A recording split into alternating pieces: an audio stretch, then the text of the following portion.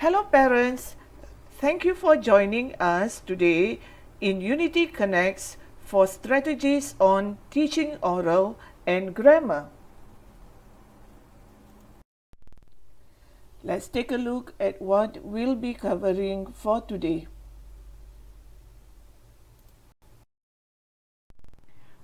One of the specific aims of English Language Syllabus 2020 is for students to speak, write, and represent in standard English that is grammatical, fluent, intelligible, and appropriate for different purposes, audiences, contexts, and cultures. That is why it is important for students to learn and know their grammar right from the start. In the example of the poster seen here, it shows the importance of punctuations to relay messages or instructions clearly to the audience. These are some of the grammar items which lower primary students will be learning over the years. Pronouns, verbs, and prepositions. In Unity Primary School, our goal is to develop students' knowledge of grammar for the purposeful use of language at the word, phrase, sentence, and text levels. To consolidate learning of a grammar item, your child will have written work in his or her Stellar worksheets as well as enrichment booklet. This is an example of Stellar worksheets. The grammar lesson for Unit 3 is to identify action verbs. This is an example of an enrichment booklet. It served as a way to expose students to various question formats other than what they have done in their Stellar worksheets. Let's take a look at the common format of P1 and P2 grammar questions. They are multiple choice questions or MCQ, grammar clause, and word order. The next 3 slides will show you an example for each type. This is an example of an MCQ type of question. This is an example of a grammar clause exercise focusing on prepositions. This is an example of a word order question. Your child will need to rearrange the words or phrases to form a sentence correctly.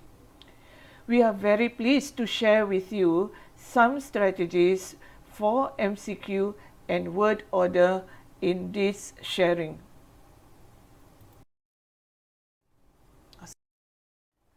Let's look at example 1.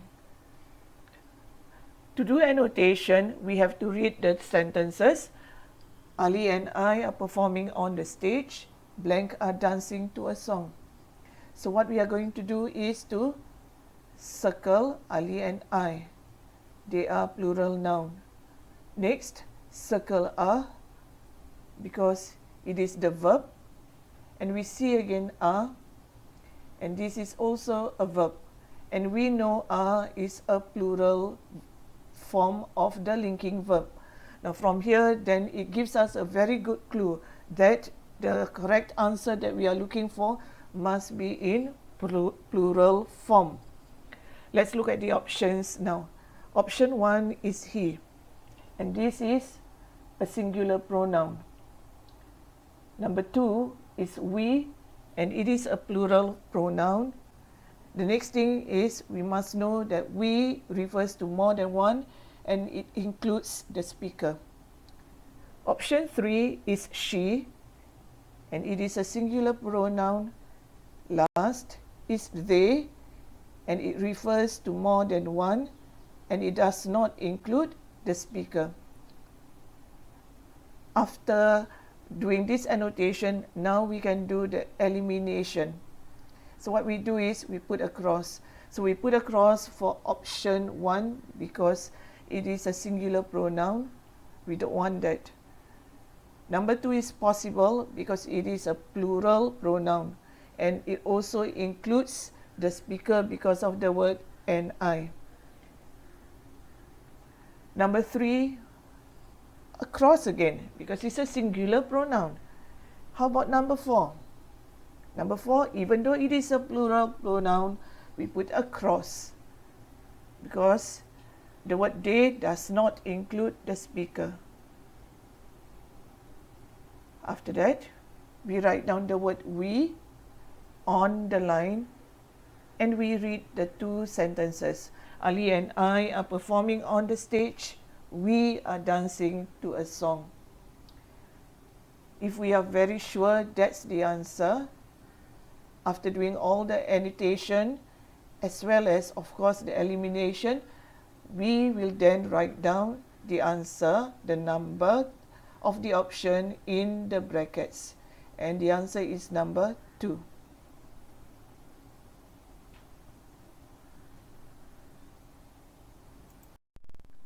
Let's look at example 2.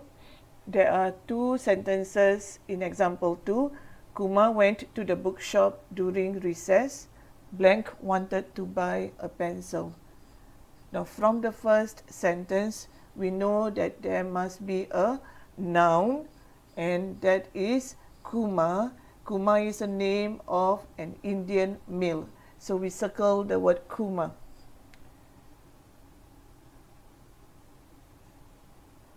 In here, we know that when we look at the options, we know that we are looking for pronoun. And let's look for the first one. It is it, and it is singular pronoun. And usually we use it for object or animal. Whereas for he, it is also singular, but it is for male. She is a singular pronoun for female, and you is a special pronoun. Next, we do the elimination, and we are going to eliminate number 1, number 3, as well as 4. Because we know that when we look at the sentence, we know Kumar is a male pronoun. So the answer must be number 2. So what we do next will be to write the word he, and we read one more time the 2 sentences. After we are very, very sure and confident that's the answer that we are looking for, then we write the option number in the brackets. That's how we do annotation for MCQ. Let's look at example 3. This is an example of a subject-verb agreement or tenses type of questions. Students need to be able to identify keywords or clues to determine the correct form of tenses required here. Hence, elimination and annotation is one of the ways which can help them to obtain the required answers.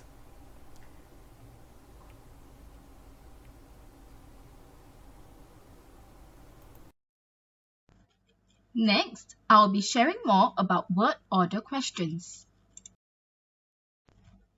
This is an example of a word order question. Students are required to rearrange the words to form a proper, complete sentence.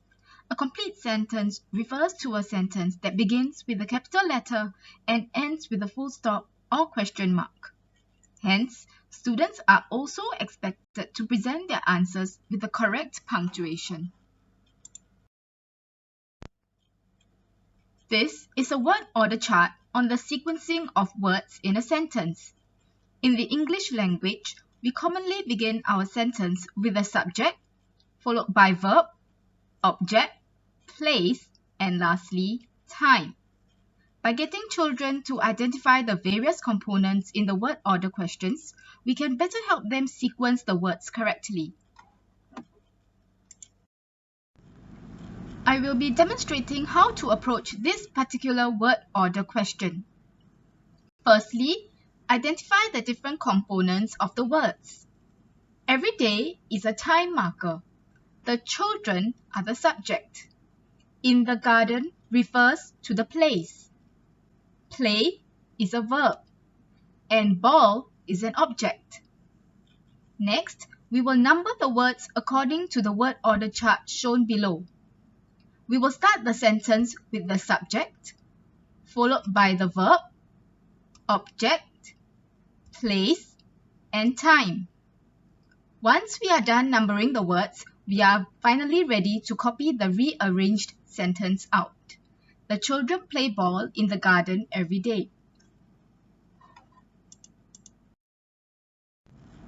Always remember that the sequence of words in the answer should follow the word order chart. Another type of word order question are those that begin with question tags such as who, what, when, where, how. For these questions, the sentence would start with the question marker instead of the subject. After rearranging the words, in this example, we will get, where is the best place for a holiday? As this is a question, students are required to end the sentence with a question mark. We teach students to use the acronym SPAR to check their answers. S refers to the spelling of words. P refers to punctuation, mainly beginning sentences with the capital letter and ending them with a full stop or question mark. And A refers to doing a final check of their answer. Here are the steps to checking word order answers.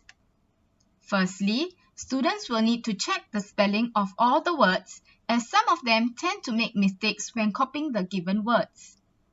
Next, ensure correct punctuation by checking that the sentence begins with a capital letter, and for this question, the sentence ends with a full stop. Additionally, it is beneficial to enforce standard written and spoken English on a daily basis so that children will learn to cultivate a good habit in writing and speaking in complete, proper sentences. To summarize, it is important to know the grammar rules well. Look out for contextual clues, circle or underline them. For MCQ, look through the options and eliminate the incorrect ones. Then read through the sentence again. Lastly, for word order, number the words according to the word order chart and use SPAR to check answer. The focus for this section is on oral.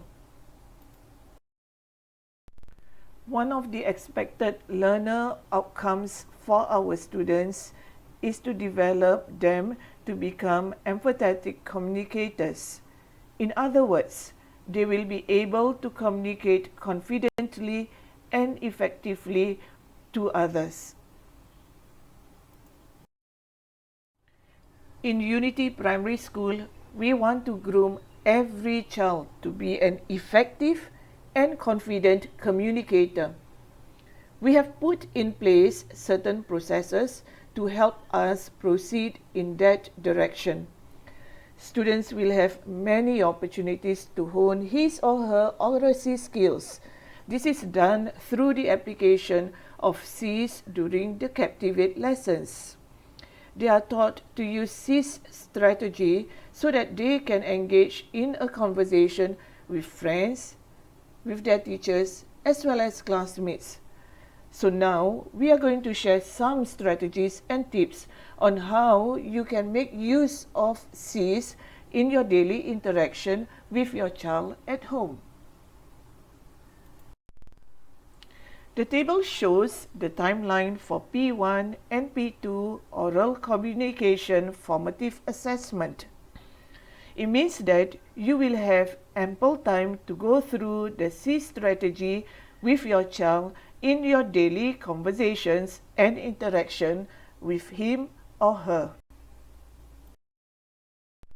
Both P1 and P2 levels are using this Oracy package for explicit teaching of C's strategy for simulated based conversation component. You may be wondering what is CIS.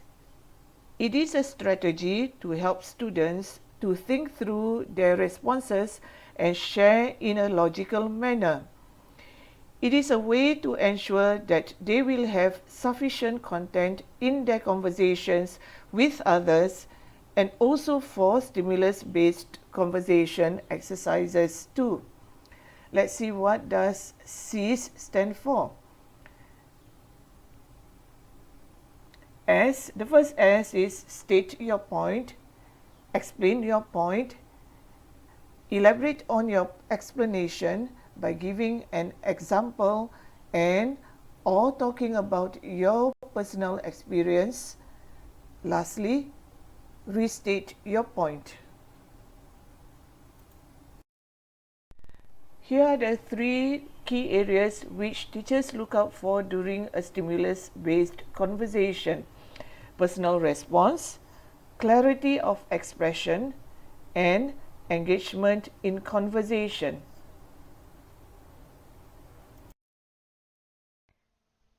Good day, parents, and now let's learn more about elaborating in C's. You would have seen from the previous slide that C's refers to state, explain, elaborate, and state again. In this case, I'm referring to E for elaborate, to elaborate on what has been said. Provide more details using the 5 W's and 1 H to extend the conversation. Therefore, elaborate in Oracy means to provide specific details of the response. One way to do so is to provide examples or talk about your personal experience. Here is a typical example of a stimulus that students receive during Oracy. They'll be asked questions related to the stimulus. Questions such as, would you like to join the competition? Why not? Or, do you enjoy art? Tell me more. Students are then expected to use C's to respond to these questions.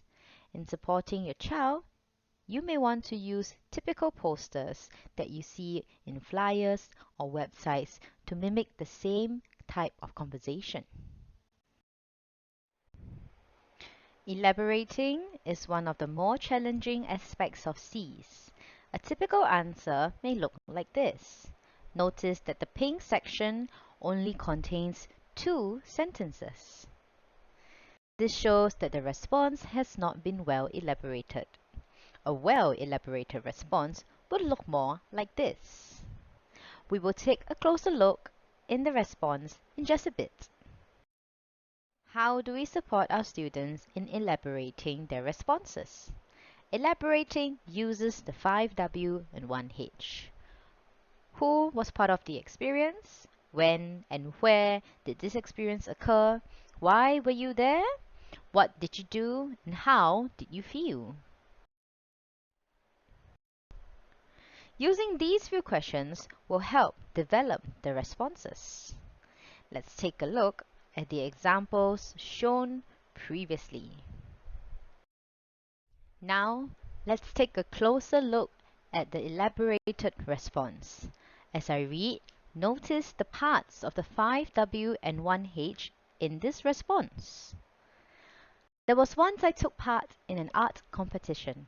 It was very fun. It was an art competition for children of all ages. It was in July. I remember my mum signed me up for it because I enjoy art and she was confident that I would win. The actual competition was held at UTMRT Hard There were many people at the competition. I was nervous but I still tried my best. Although I only got the consolation prize, it was good enough for my mother and me, as that was my first competition ever. Through this competition, not only did I become more confident, but it has also helped me to become a better artist. Now notice that in this 5W1H, the entire response is about the person's personal experience. This is what we consider a well-elaborated response. You may want to pause on this slide to take a closer look at how a well-elaborated response with personal experience and the 5W1H looks like.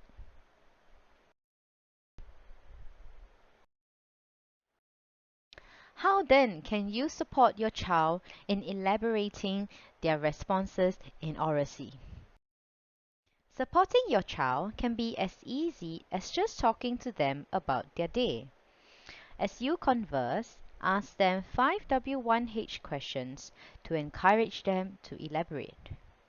As mentioned earlier, you can also make use of real-life flyers and advertisements to generate conversations.